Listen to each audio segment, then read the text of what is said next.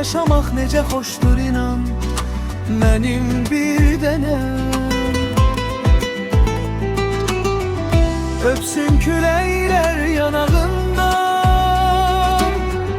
damsın yağışlar dodağından. İstəyirəm sən məni xatırlayasan.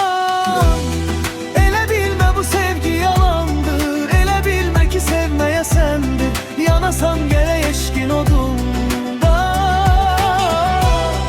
Elə tellərinə sarılım ki, elə gözlərinə vurulum ki, bir ömür məni saxla yadında.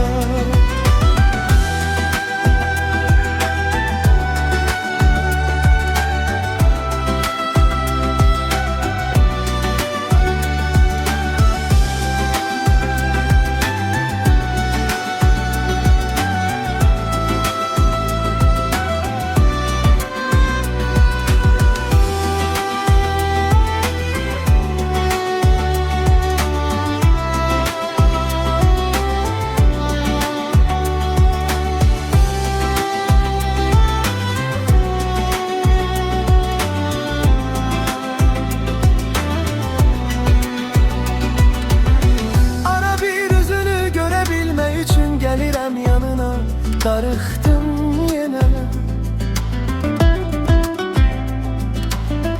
O həyatı səninlə olub yaşamaq necə xoşdur inan. Mənim bir dənəm